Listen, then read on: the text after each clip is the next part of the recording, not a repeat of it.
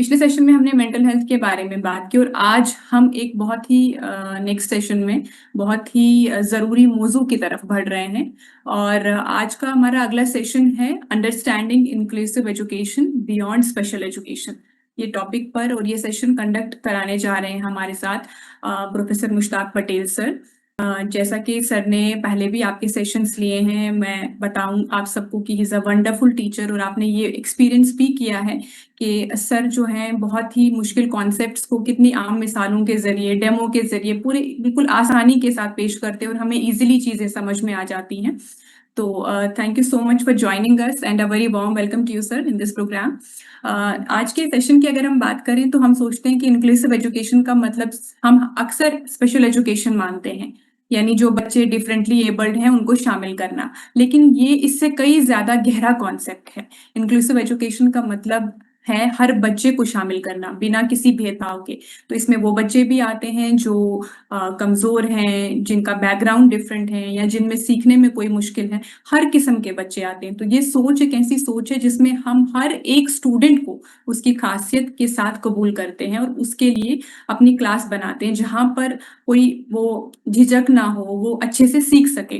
और आज professor Mushtaq Patel sir हमें इस मौजू के जो डिफरेंट डिफरेंट कॉन्सेप्ट्स हैं उसके बारे में आप सब लोगों को बताएंगे कि स्पेशल एजुकेशन को हम लोग कैसे अपने क्लासरूम में इंक्लूसिव एजुकेशन के साथ मिला करके कैसे हम एक साथ आगे बढ़ सकते हैं। तो मैं ज़्यादा वक्त ना लेते हुए सर से हम्बली रिक्वेस्ट करती हूँ कि वो इस सेशन की शुरुआत करें। Over to you sir. Thank you ma'am. अभी मुझे ये जानना है कि आप स्पेशल एजुकेशन के बारे में क्या जानते हैं। स्पेशल एजुकेशन क्या है?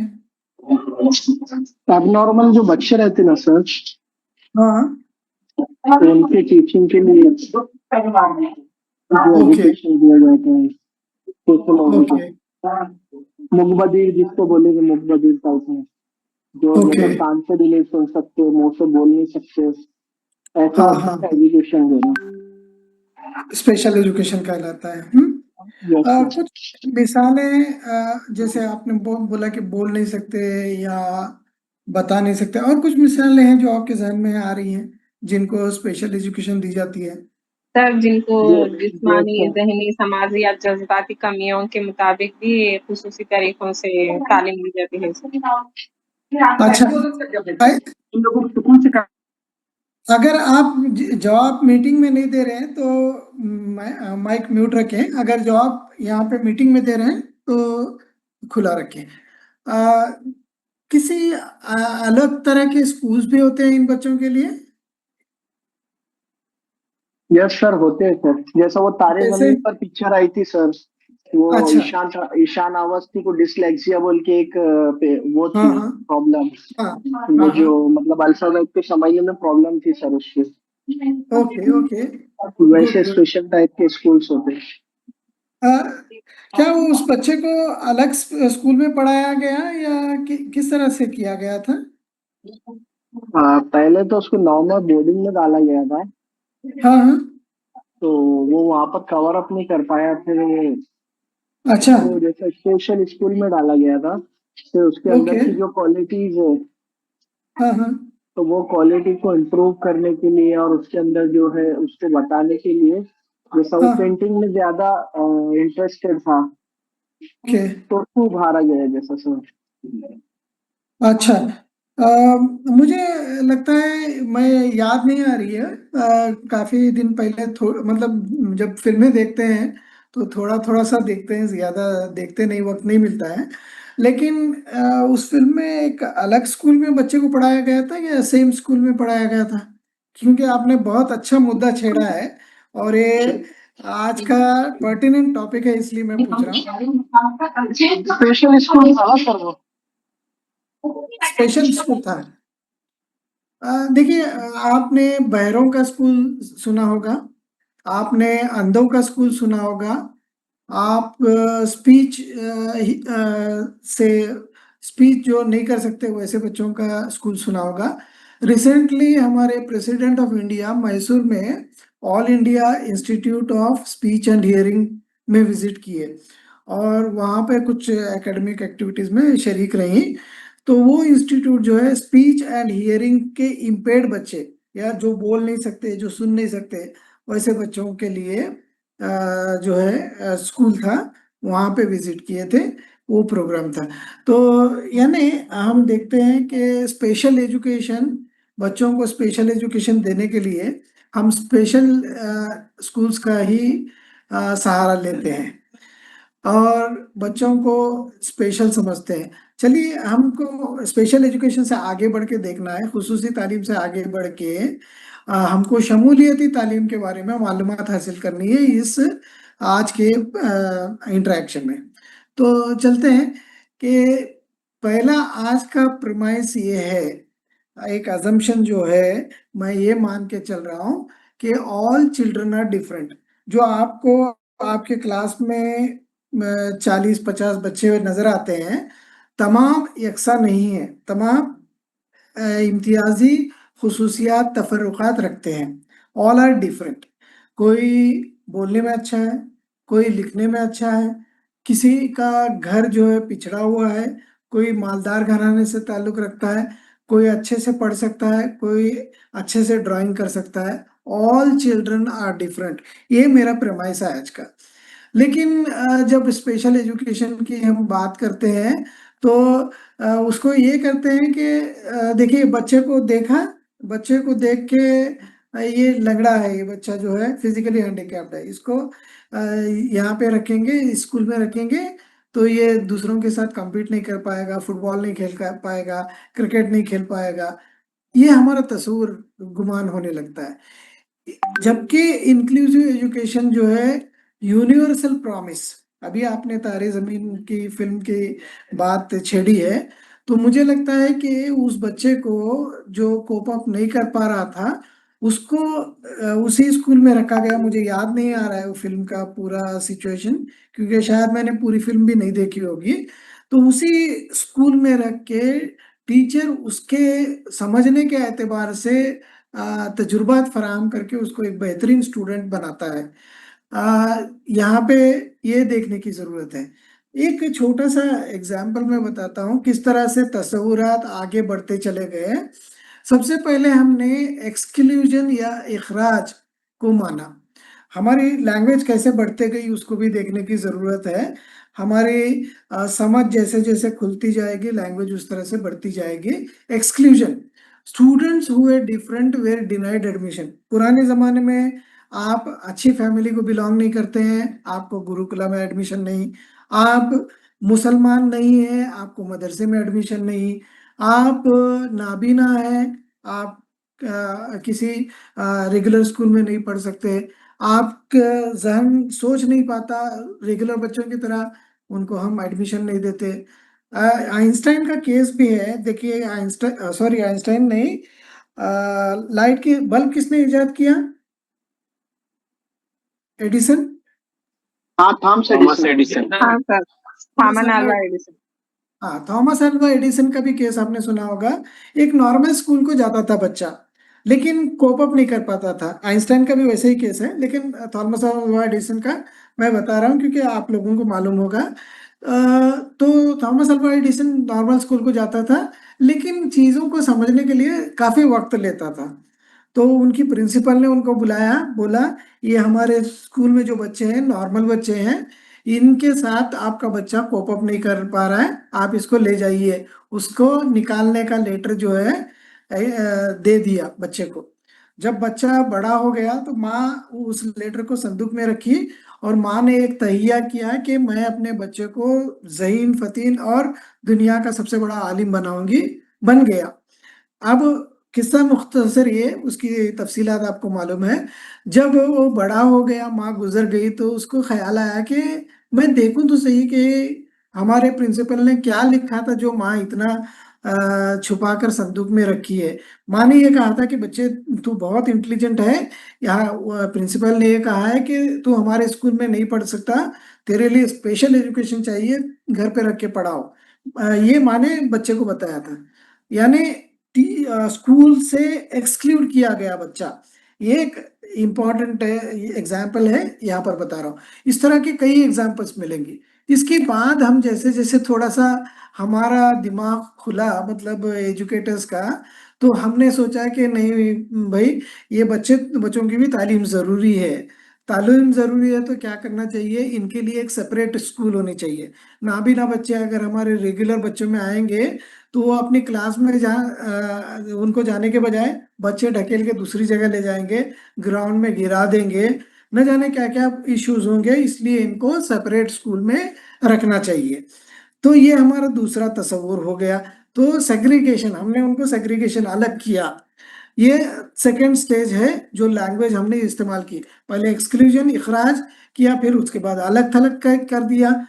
लेकिन अलग अलग थलग करने के बावजूद हमने कहा कि नहीं, हाँ ये भी सीबीएसई का सिलेबस पढ़ेंगे, ये भी जो है रेगुलर हमारे स्टेट सिलेबस पढ़ेंगे, इनको भी साइंस पढ़ाना है, मैथमेटिक्स पढ़ाना है, लेकिन इनको अलग रख के पढ़ाना है, नॉर्मल स्कूल में नहीं रखना है।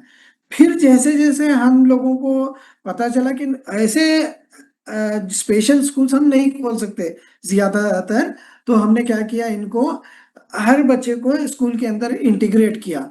अब उनको फिजिकली लाकर दूसरे बच्चों के साथ रखे।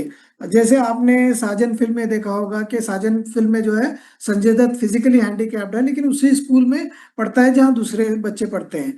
तो यानी फिजिकली इंटीग्रेट किया, फिजिकली किए और सबके साथ मिला के रखे। लेकिन ये नहीं सोचे हम कि इन बच्चों की जरूरियात कुछ अलग हो सकती हैं। हम मैंने शुरू में आपसे कहा कि औसत तालिब इल्म पर ही तवज्जो देते हैं, औसत तालिब इल्म से बढ़कर हम कभी नहीं सोचते। तो जो एक्सट्रीमली वीक है उन बच्चों को भी नहीं देखते, जो एक्सट्रीमली इंटेलिजेंट है उन बच्चों को भी नहीं देखते, सिर्फ ला के रख दिए। ला के रखने से मसले का हल नहीं होता। तो इंटीग्रेशन करना ही मकसूद नहीं है, अब इंक्लूड करना, उनको इनके साथ शामिल करना बहुत ज़रूरी है।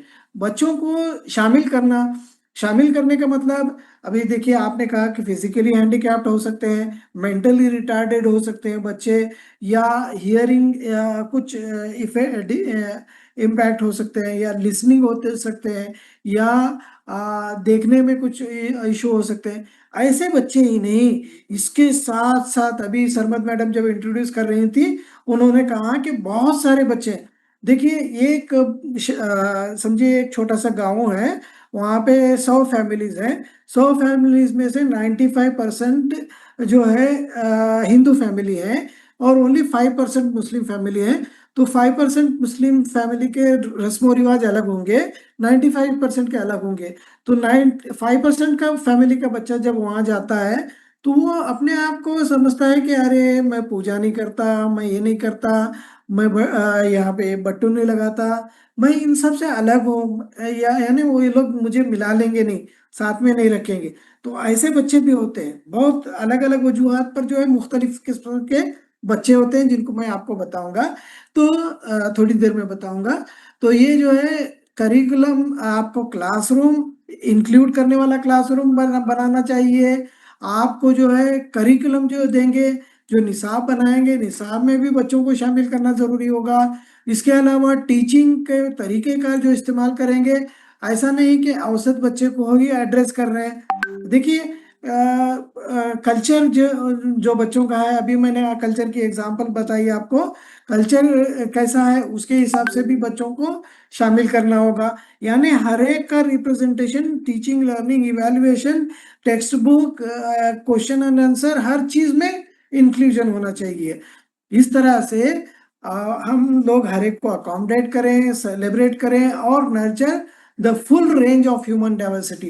ह्यूमन डाइवर्सिटी हम 2 आंख, 2 कान, 2 हाथ, 2 पैर ही रखते हैं, लेकिन एहसासों तो जज्बात और माहौल के एतबार से मुख्तलिफ है। हमारी डाइवर्सिटी है, हर एक को शामिल करना जरूरी है। एक सिंपल एग्जांपल अगर मैं बताऊं, तो किसी को पार्टी, अगर समझिए कि आप कोई पार्टी का इनेकाद कर रहे हैं, नहीं बुलाना ये कहा जाएगा एक्सक्लूजन। समझिए कि आप के आस पड़ोस में एक 10 घर है, 10 घर में से आपने 9 घरों वालों को बुलाया, एक घर वालों को छोड़ दिया, तो ये कहलाएगा एक्सक्लूजन। लेकिन जब एक्सक्लूजन नहीं, अगर उनको भी बुला लिया समझिए, बुला लिया, लेकिन जो है उनको समझिए कि 2-3 घरों वालों को अलग से पार्टी रूम रखा, और बाकी सब जैसे कि समझिए कि अभी आपके ब्लॉक एजुकेशन ऑफिसर ने या डिस्ट्रिक्ट एजुकेशन ऑफिसर ने एक पार्टी का इनेकाद किया। पार्टी का इनेकाद करके ऑफिसर्स को एक जगह बिठा के खाना खिलाया, टीचर्स को एक जगह बिठा के खाना खिलाया, तो ये सेग्रीगेशन कहलाएगा। बुलाना फिर उनको अलग बिठाना। इंटीग्रेशन मतलब उनको बुलाया है, साथ में रखा है, लेकिन वो बात नहीं कर सकते, सिर्फ ऑफिसर्स ही बात कर सकते हैं, सिर्फ चुनिंदा लोग ही बात कर सकते हैं। ये इंटीग्रेशन तो है, लेकिन हर एक को पार्टिसिपेट करने का मौका नहीं मिल रहा है। सिंपल एग्जांपल बता रहा हूँ। इंक्लूजन का मतलब है एक्टिव पार्टिसिपेशन। सब लोग आएंगे, सब लोग शामिल होंगे पार्टी में, पार्टिसिपेट करेंगे, कंट्रीब्यूट करेंगे, गाएंगे, हंसेंगे, खेलेंगे, तो ये सब मिलजुल कर जो होता है इंक्लूजन कहलाता है। You are not just present, you are a participant. यानी इंक्लूजन का मतलब है बच्चा हमारे साथ है ही नहीं, जबकि वो पार्टिसिपेंट भी है पूरे प्रोग्राम में। स्पेशल एजुकेशन इंक्लूसिव एजुकेशन के बराबर नहीं है। शुरू हमने इसी बात से कहा कि स्पेशल एजुकेशन क्या है। क्या स्पेशल एजुकेशन इंक्लूसिव एजुकेशन है? क्या स्पेशल एजुकेशन इंक्लूसिव एजुकेशन नहीं है। Special education is a vital and necessary service. ये होना चाहिए स्पेशल एजुकेशन, ये इस तरह से हम मानते हैं। Include special teaching methods. Teaching learning के मेथड जो है स्पेशल होते हैं स्पेशल एजुकेशन में। जैसे कोई समझिए कि कम जहन बच्चा है, उसको पढ़ाने का तरीका मुख्तलिफ होता है, और हम ये मानते हैं स्पेशल एजुकेशन में कि स्पेशल एजुकेटर्स होना चाहिए, थेरापिस्ट होना चाहिए, काउंसलर्स होना चाहिए, और ये आम टीचर का काम नहीं है, इसलिए इनको अलग स्कूल होने चाहिए। स्पेशल एजुकेशन का ये मतलब हमें नजर आता है। लेकिन इंक्लूसिव एजुकेशन क्या कहलाता है? कहता है ये एक फलसफा है। इंक्लूसिव एजुकेशन है ना, सबको साथ लेकर चलना एक फलसफा है, या यानी वो एक लर्निंग या एजुकेशनल कम्युनिटी बनाना चाह रहा है। सब के सब पढ़ेंगे, बढ़ेगा बढ़ेगा इंडिया, बढ़ेगा इंडिया, यानी सबके सब पढ़ेंगे और आगे बढ़ेंगे। Fosters effective teaching for all children. सभी के लिए जो है इफेक्टिव टीचिंग हम प्रोवाइड करेंगे, इसमें कोई भी नहीं छूटेगा। एजुकेशन फॉर ऑल, EFA आपने सुना होगा, सारे के सारे बच्चे स्कूल के अंदर आने चाहिए।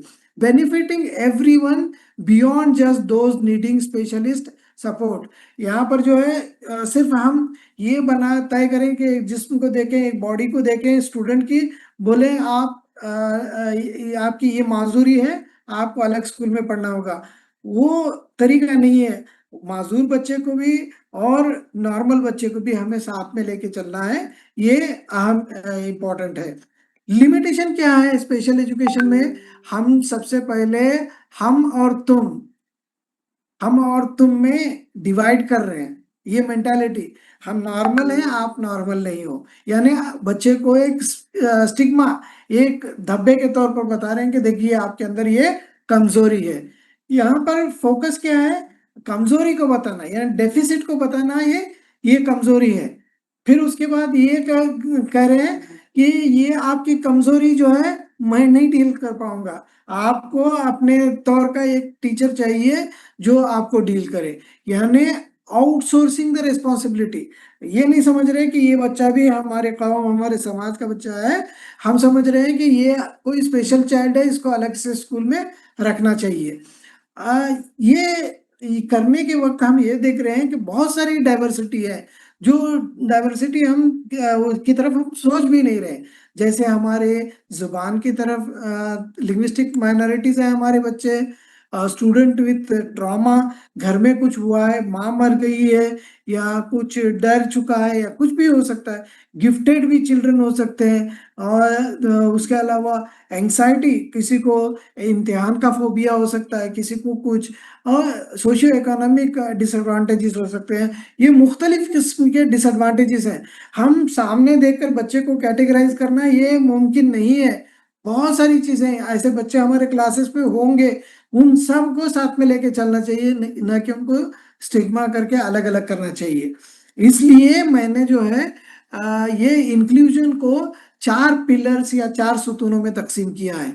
ये है, एक है डाइवर्सिटी नॉर्म है, डाइवर्सिटी हर जगह रहेगी, उसको लेकर ही साथ में आगे बढ़ना है। ऐसा नहीं कि हम डाइवर्सिटी से अगेंस्ट में हैं, हम एक तरह का इंडिया बनाएंगे, एक तरह का समाज बनाएंगे, एक तरह की दुनिया रहेगी, नहीं रहेगी। हम जावेद अख्तर ने कहा है ना कि एक गुलसिता में एक तरह के फूल हो तो क्या बात है, रंग बिरंगे फूलों से ही गुलसिता बनता है। मुझे शेर याद नहीं आ रहा है, लेकिन डाइवर्सिटी नॉर्म है। Fix the system not the child. जैसे ये हम देखते हैं कि एक बच्चा कमजोर परफॉर्मेंस कर रहा है, बोलते हैं कि ये बच्चा मन में जहनी। रूह जी बताएं, बनती है। बोलिए बोलिए, सही बोल रहे हैं आप, बताएं, फिर से बताएं। चमन में इख्तिलाते रंग बू से बात बनती है। हम ही हम है तो क्या हम है, तुम ही तुम हो तो क्या तुम। क्या माशाल्लाह बात है। माशाल्लाह, ये बहुत अच्छी बात है, बहुत पर्टिनेंट है, रिलेवेंट है। मुझे याद नहीं आ रहा था, हालांकि मैंने कहीं अलग अलग जगह पे यूज किया है इसको। लेकिन क्या होता है कि देखिए, अचानक कुछ चीज़ याद आ जाए तो अल्फाज साथ नहीं देते हैं। Thank you for put giving the inputs. Fix the system, fix the system. हम ये नहीं कहें कि तुम कम ज़हीन हो, तुम परफॉर्मेंस नहीं कर सकते। कोई अनपढ़ माँ बाप का बच्चा होगा तो आप कहेंगे कि ऐसे बच्चे जो परफॉर्मेंस ही नहीं करेंगे। डोंट फिक्स द चाइल्ड, ये चीज है। एक यूनिवर्सली डिजाइन ऑफ लर्निंग तैयार करना है। यूनिवर्सल डिजाइन ऑफ लर्निंग में भी क्यों पढ़ रहा है बच्चा, क्या पढ़ रहा है, किस तरह पढ़ रहा है, ये सारी चीजें हमें देखनी है। बहुत तफसीलात आगे आएंगी, थोड़ी सी बात यहाँ मैं एक झलकी पेश कर रहा हूँ। Cultivating the culture of belongingness, मैं, मेरा, हमारे, इस तरह से होना चाहिए, तभी आप इस सिस्टम को जस्टिफाई कर पाएंगे। ये पहला जो है डाइवर्सिटी। डाइवर्सिटी को जब हम देखते हैं, मुझे लगता है कि हम डाइवर्सिटी में सिर्फ जो है ये देखते हैं कि एवरेज स्टूडेंट को हमें टारगेट करना है। अक्सर आपको कहा जाता है, टीचर बनते वक्त भी हम भी कहते हैं एजुकेटर के तौर पर, बस ये तवज्जो दो कि एवरेज स्टूडेंट आपका समझ रहा है कि नहीं है। एवरेज स्टूडेंट को समझना बहुत इंपॉर्टेंट होता है। इसीलिए हमारा निसाब, हमारी किताबें, हमारे तरीक़े तदरीस सारे जो है एवरेज स्टूडेंट को ही टारगेट करते हैं।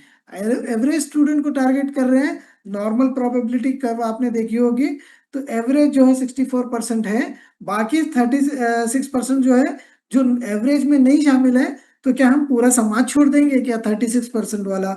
ये सोचने वाली बात है। Anyone who deviates from advance, या तो बहुत ज़हीन बच्चा होगा, या तो आहिस्ता सीख रहा होगा, या तो मुख्तलिफ तरह से सीख रहा होगा। जो एक्सेप्शनल चाइल्ड है उसको हम तवज्जो नहीं दे रहे। ये इंक्लूसिव एजुकेशन ये मानता है कि average student does not exist. Average student जिसको आप एवरेज मान रहे हैं, वो एवरेज सीखने में है, लेकिन बाहर खेलने में तो वो एवरेज नहीं है। उसके बात करने का अंदाज तो एवरेज नहीं है। कोई बच्चा जो कि आपके एकेडमिक परफॉर्मेंस कम कर रहा है, बातें तो खूब करता है, इतनी प्यारी प्यारी बातें करता है टीचर्स के साथ कि टीचर्स को उनसे लगा हो जाता है, मोहब्बत हो जाती है। तो बात करने के अंदाज में तो वो एवरेज नहीं है आपका क्लास में परफॉर्म करने वाला। तो ये एवरेज का कॉन्सेप्ट इंक्लूजन नहीं मानता। क्लासरूम इज डाइवर्स, क्लासरूम में डाइवर्सिटी या कसरत मौजूद है। Diversity is most valuable educational asset. ये डाइवर्सिटी होनी ही चाहिए। अगर आप हाथ उठाकर ऐसा पकड़े हैं तो आपको खुद को पता चलेगा कि तमाम उंगलियां जो है एक साइज की नहीं है।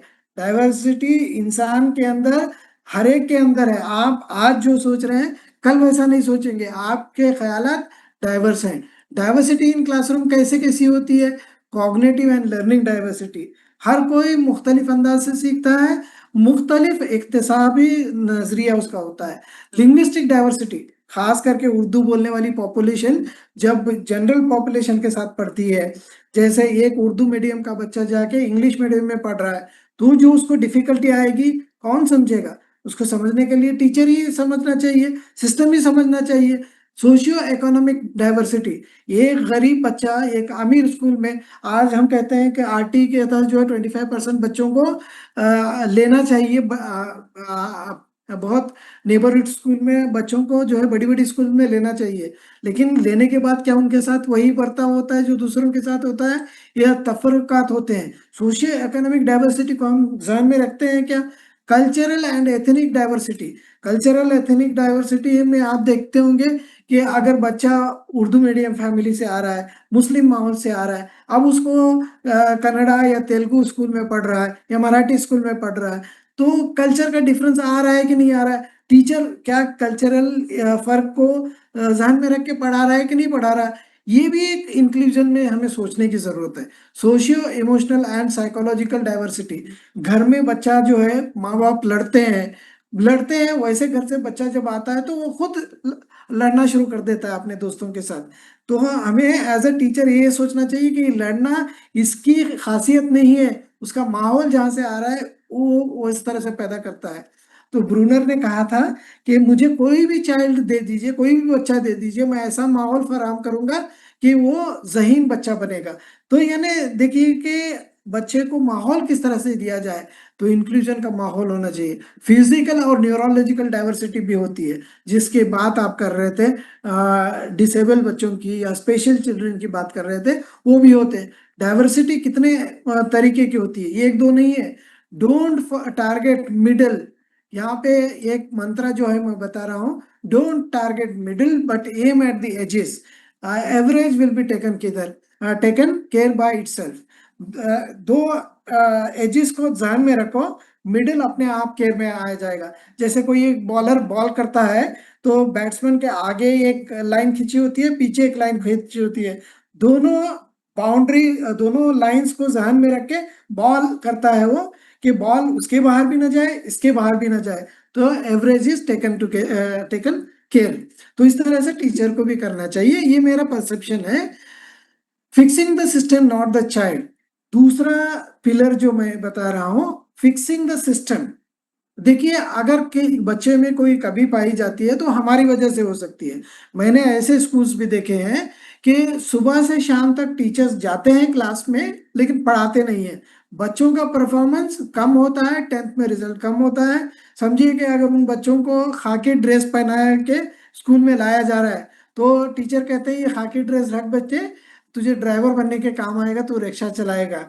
यानी बच्चे को हम स्टिग्मे के तौर पर पेश कर रहे हैं, बच्चे को फिक्स कर रहे हैं। सिस्टम आपने पढ़ाया नहीं, आपने सिलेबस कंप्लीट नहीं किया, आपने होमवर्क नहीं दिया, होमवर्क नहीं चेक किया, उनके साथ वक्त नहीं गुजारा, ये कौन चिंता देखेगा?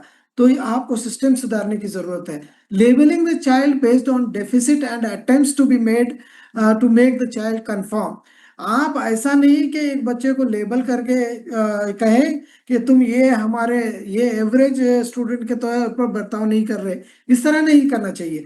New inclusive approach looks into learning environment, हाँ, रिमूव्स बैरियर्स। लर्निंग एनवायरनमेंट हमें अच्छा पैदा करने की जरूरत है। Moves attention from student perceived flaws to design deficiencies. अब डिजाइन डिफिशियंसीज हमारे स्कूल के अंदर क्या है? अब जैसे ये पिक्चर है आपको यहाँ पे मैं जो बता रहा हूँ, देखिए ये फिजिकली डिसेबल्ड बच्चा भी बैठा हुआ है, वो कानों पे कुछ लगा के सुन रहा है टीचर क्या बात कर रही है।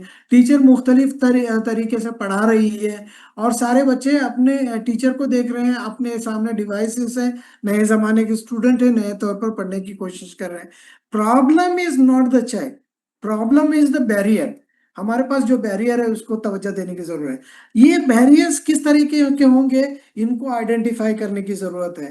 एज ए टीचर ऐसी कोई चीज नहीं, जैसे आप हमारा सर दर्द होने लगता है तो हमें पता चल जाता है कि हमने हाजमा सही से नहीं हुआ है या हमने कुछ खाया था जिसकी वजह से सर दर्द। हमारे सिस्टम में, हमारे क्लासरूम में, हमारे स्कूल में कोई तकलीफ आ जाती है तो क्या हम उसके बैरियर से रुकावटें नहीं जान सकते? क्या हम जान सकते हैं। वजह ये चाहिए, कोशिश ये करनी चाहिए कि बैठ के हम सोचेंगे क्या गलती है, उसको सोचने की जरूरत है। जैसे करिकुलम रिलेटेड बैरियर्स हो सकते हैं। करिकुलम कहाँ झलकता है? हमारा टेक्स्ट बुक में झलकता है। यहाँ जो हम लर्निंग का माहौल फराहम करते हैं उसमें झलकता है। यहाँ पर कुछ खराबी रही होगी जिसकी वजह से बच्चों को असर हो रहा है। तो इंक्लूजन चाहते हैं तो इंक्लूजन की प्रोविजंस यहाँ पर भी होनी चाहिए। इंस्ट्रक्शनल बैरियर्स, टीचिंग का बैरियर हो सकता है या असेसमेंट। मैंने शायद किसी क्लास में किसी एक जगह आप लोगों को बताया था, हो सकता है अगर आप उसका हिस्सा रहे तो मालूम होगा। हम यूनिफॉर्म टेस्ट करने के लिए क्या करेंगे, बंदर को भी, बर्ड को भी, मछली को भी, शेर को भी, सभी को कहेंगे कि उस पेड़ पे को चढ़ के दिखाओ, मैं आपका टेस्ट लेना चाह रहा हूँ। यूनिफॉर्म टेस्ट है, यूनिफॉर्म टेस्ट सबके लिए पॉसिबल नहीं है, तो यहाँ पर इंस्ट्रक्शनल बैरियर है। एनवायरमेंटल बैरियर जैसे फिजिकल और सेंसरी लर्निंग स्पेस। देखिए, अगर कोई बच्चा छू कर सीख सकता है तो आप उसको ओरली 1000 इंस्ट्रक्शन दो, नहीं सीखेगा। उसको छू कर सीखने के लिए प्रोविजन होना चाहिए, एक्सपेरिमेंट करके सीखने के लिए। जैसे रोशनी 7 रंगों पर मुनहसिर है, उसको एक डायल बना के, डायल घुमा के बताइए 7 रंग जब घूमते हैं तेजी से एक रंग नजर आता है और वो सफेद रंग है। मतलब करके देखने से बहुत सारी चीजें सीखता है। तो हमें ये एक एग्जाम्पल है, इस तरह के बेशुमार हमारे पास एग्जाम्पल्स होंगे, उनका इस्तेमाल करना चाहिए। एटीट्यूडनल बैरियर, हमारा एटीट्यूड क्या है, अरे तुम बैकवर्ड कम्युनिटी के हो, तुम नहीं सीख पाओगे, अरे तुमसे ना हो पाएगा, अरे तुम डरते हो, तुम स्टेज पे जाके बोल नहीं पाओगे, अरे तुम्हें तुम्हारी जुबान सही नहीं। ये जो एटीट्यूड है हमारा, इसको इम्प्रूव करने की जरूरत है। Educators act as a barrier detective.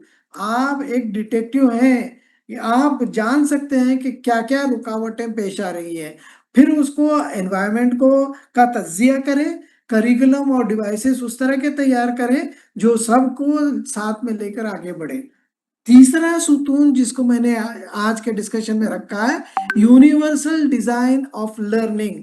Learning का डिजाइन स्पेसिफिक नहीं होना चाहिए, यूनिवर्सल होना चाहिए। यूनिवर्सल का मतलब साइंटिफिक फ्रेमवर्क होना चाहिए जो जांचा, परखा और इस्तेमाल किया गया हो, जिसमें फ्लेक्सिबिलिटी ऑफ चॉइसेस होनी चाहिए।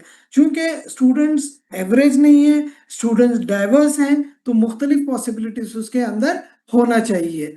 जैसे देखिए, यहाँ पे अगर कोई चल रहा है तो उनके चलने के रास्ते, या बिल्डिंग को अगर हम ले रहे हैं तो हर एक को आने जाने के लिए, ये देखिए यहाँ पे व्हील चेयर्स का इंतजाम, इस तरह की बहुत सारी चीजें जो है इंतजाम करना चाहिए।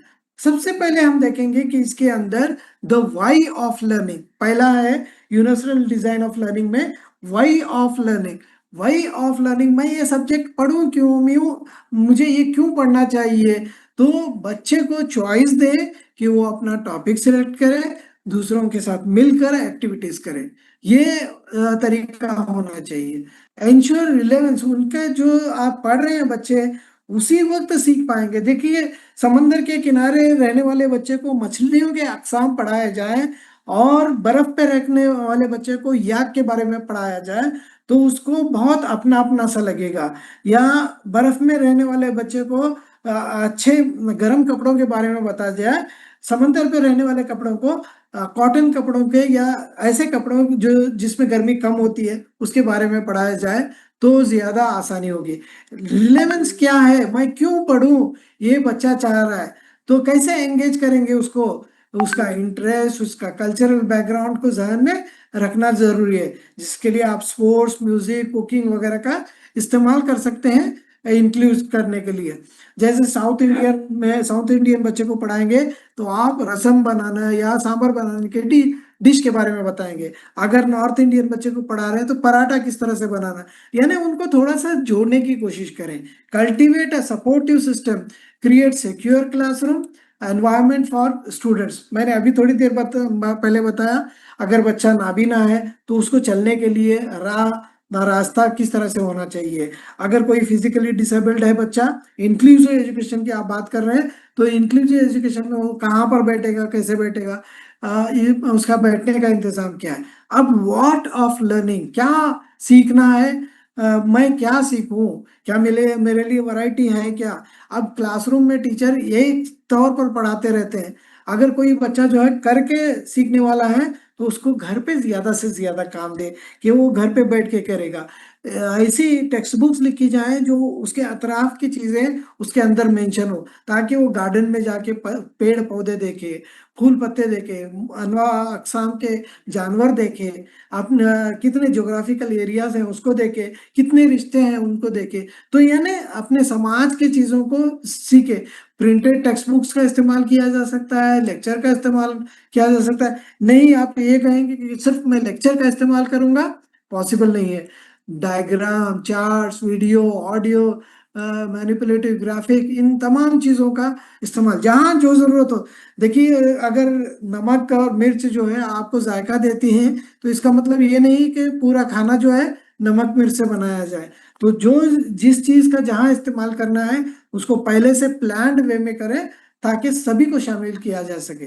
प्री टीचर टर्मिनोलॉजी, पहले पढ़ाने से पहले क्या ग्लॉसरी बताएं बच्चों को, क्योंकि अभी तक देखिए कि सिंपल एग्जांपल जैसे ईमान, ईमान के बारे में आप कई बार कहेंगे ईमान ईमान, लेकिन ईमान के बारे में आप ये कहें कि ईमान हमारा यकीन है, हमारा फेथ है, तो बच्चा जो है जो बचपन से ईमान के बारे में सुन रहा है, जो समझ नहीं पाया, अब ईमान के बारे में क्लियर समझेगा। तो यानी टर्मिनोलॉजी भी क्लियर करनी बहुत जरूरी है। इसलिए अगर आप देखेंगे बड़े बड़े यूनिवर्सिटीज में जब बच्चे दाखिला लेते हैं, तो हर टर्म को खोल खोल कर और उसके रूट या जड़ से जोड़कर बताया जाता है कि ये टर्म ऐसे क्यों इस्तेमाल कर रहे हैं, ये टर्म में और उस दूसरे टर्म में क्या फर्क है। तो ये बहुत जरूरी है। Build upon previous foundational knowledge, हर बच्चा अपने साथ कुछ नॉलेज लाता है। जैसे वो जानना चाहता है कि व्हाट आई नो, मैं क्या जानता हूँ, ये नो है। What I want to know, मैं क्या जानना चाहता हूँ, मैं क्या जानता हूँ, मैं क्या जानना चाहता हूँ। पूरा होने के बाद वो सोचेगा कि मैंने क्या सीखा। तो ये व्हाट ऑफ लर्निंग भी, मैं क्या जानता था, मैं क्या जानना चाहता हूँ, मैंने क्या सीखा, ये चीजें बहुत जरूरी है। थर्ड टाइप जो है हाउ ऑफ लर्निंग, हाउ, मैं बच्चे को किस तरह, मैं किस तरह से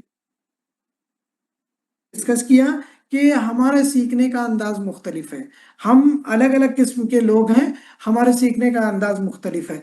तो कोई पढ़कर सीखता है, कोई वीडियो देखकर सीखता है, कोई पढ़ने के बाद उसको लिख कर सीखता है, या पढ़ने के बाद बोल कर सीखता है। तो हमारा अलग अलग तरीका है सीखने का।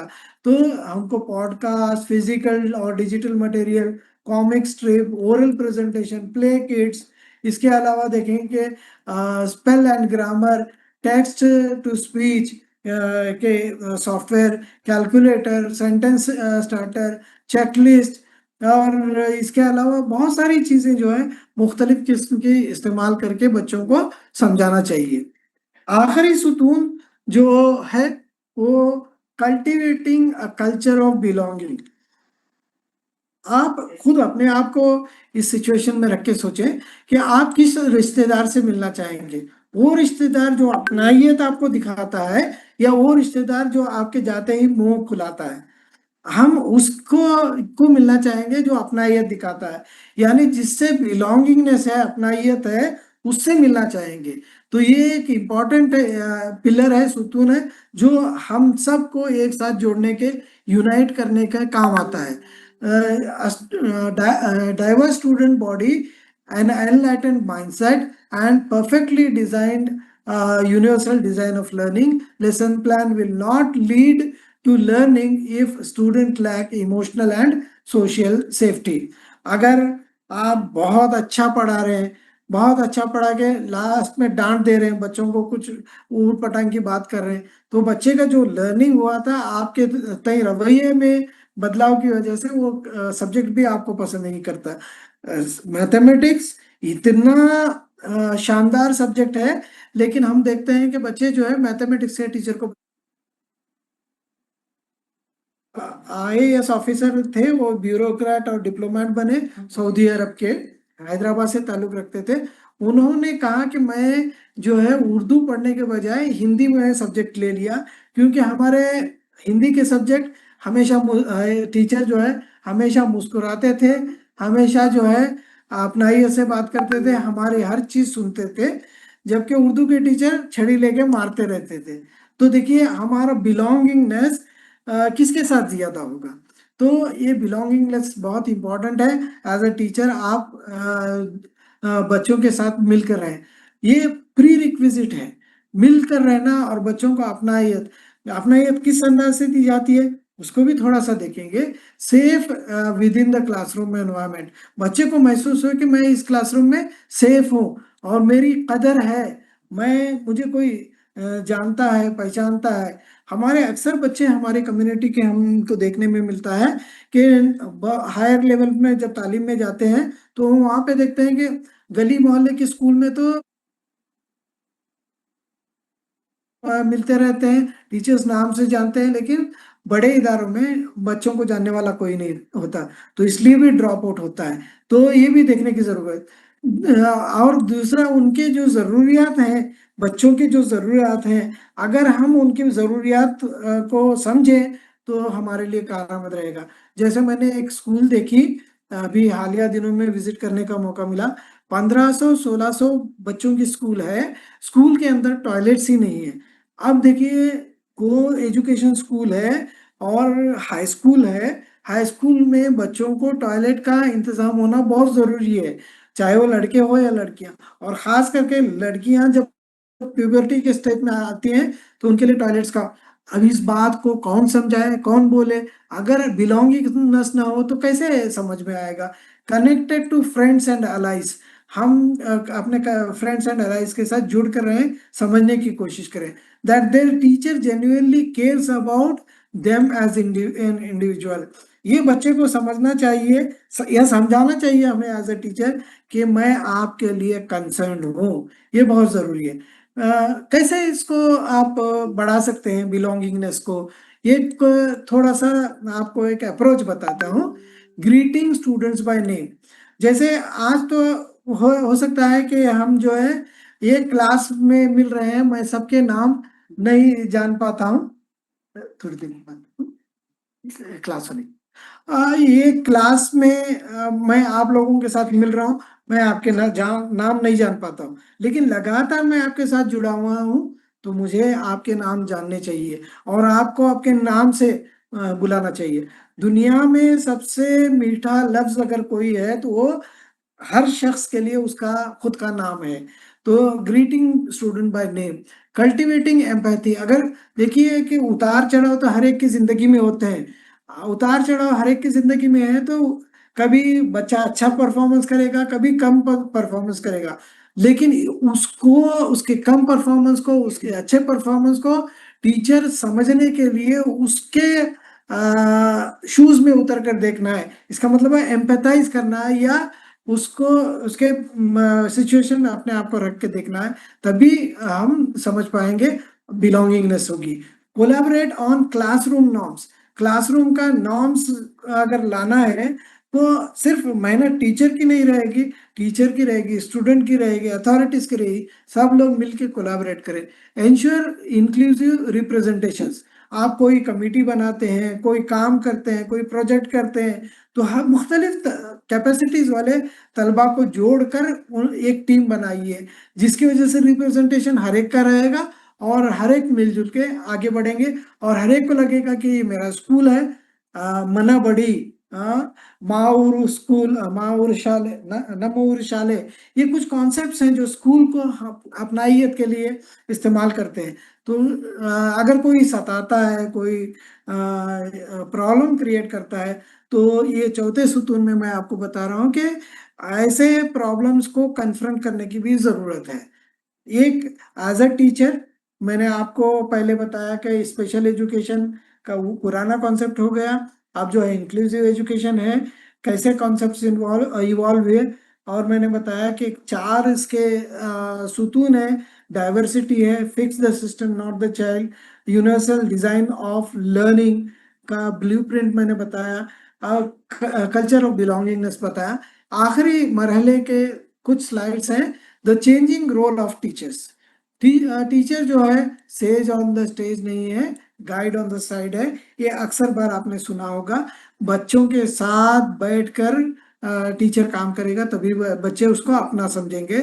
स्टेज पे रह के कोई भी कुछ भी बोल सकता है, लेकिन जो साथ में बैठ के टीचर काम करेंगे तो उनको डिफिकल्टीज भी समझ में आएंगी और बराबर से गाइड करेंगे। फैसिलिटेट लर्निंग कर सकते हैं, डिजाइन एंगेजिंग एक्सपीरियंस कर सकते हैं टीचर, कोचिंग कर सकते हैं, फॉस्टरिंग कोलैबोरेशन कर सकते हैं। ये सारी चीजें करना है तो टीचर स्टेज पे बैठ के नहीं कर सकता, वो टीचर जो है बच्चों के साथ होना जरूरी है। टीचर जो है पहला और एक इम्पॉर्टेंट रोल इसका जो है आर्किटेक्ट ऑफ लर्निंग एक्सपीरियंस। अपने लर्निंग क्लास के लर्निंग एक्सपीरियंस को कौन बना सकता है? ये टीचर है।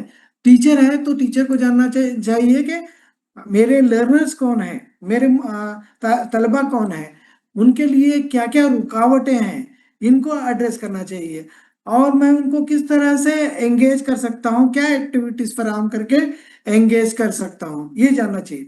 टीचर जो है champion of high expectation for all. Teacher जो है हमेशा ये एक्सपेक्ट करता है कि जो है सब बच्चे अच्छा करेंगे, इसलिए वो कहता है कि यू आर ऑल जीनियस। एक फिल्म में आमिर खान कहता है ना, एवरीथिंग इज गुड, क्या बोलता है, एवरीथिंग इज गुड समथिंग। तो आपका मिशन जिस तरह से उस तरह से काम करेगा। हाई एक्सपेक्टेशन फॉर स्टूडेंट्स होना चाहिए।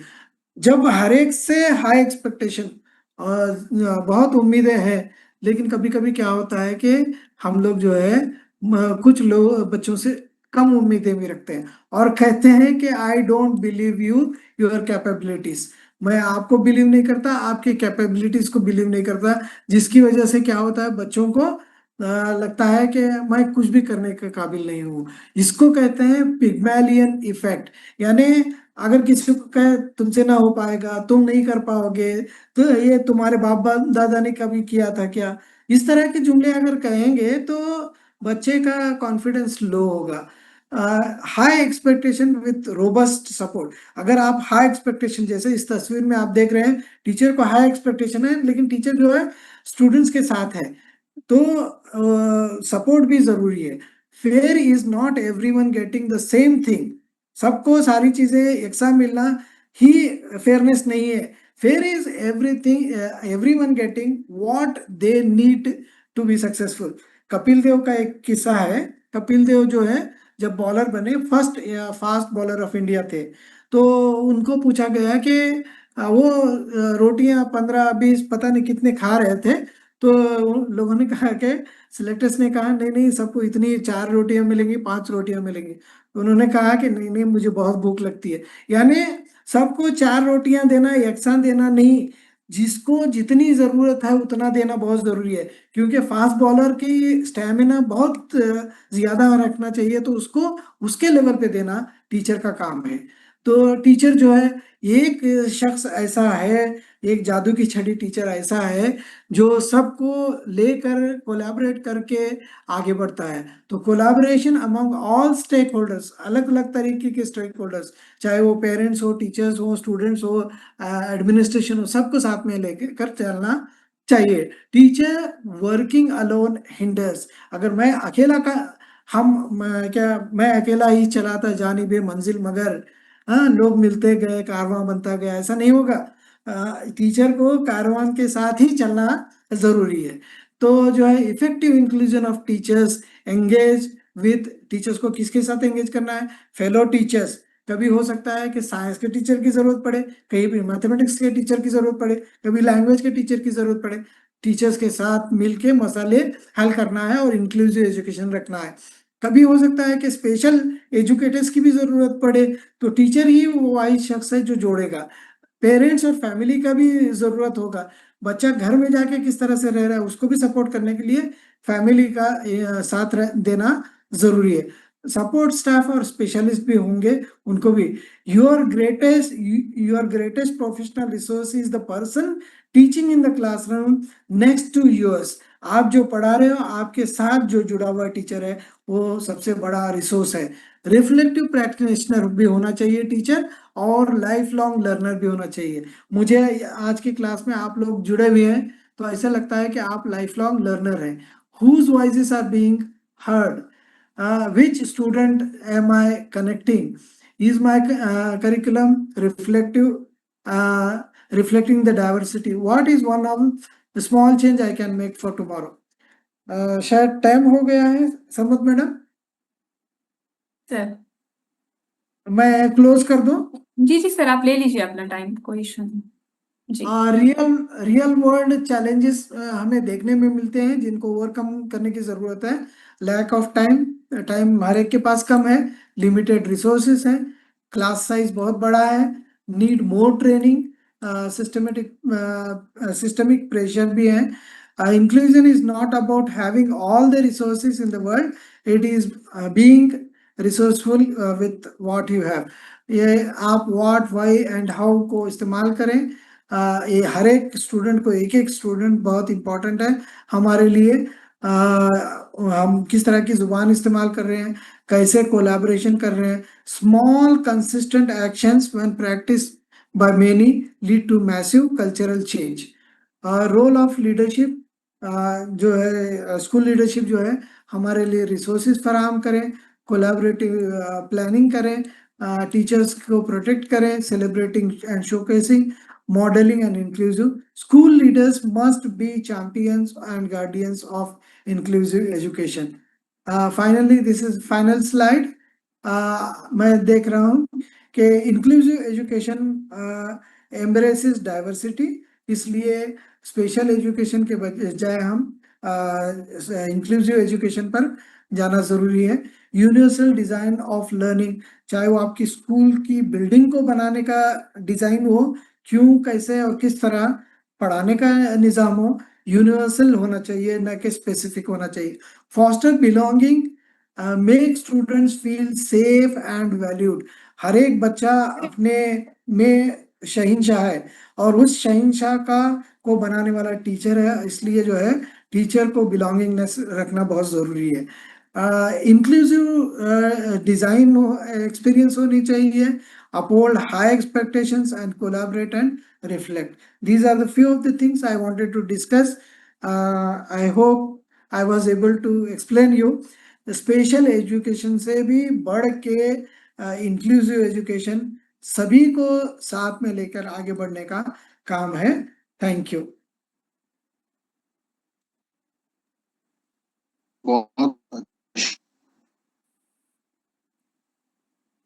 मुझे उम्मीद है कि आप लोगों को समझ में आया होगा। किसी का जी कोई सर। सवाल है तो सर से पूछ सकते हैं। आप कुछ पूछना चाहते हैं या कुछ बताना चाहते हैं? जी सर, आपने बहुत ही अच्छे अंदाज तमाम चीजों को जो है हम लोगों के सामने पेश किया। जी जी, थैंक यू।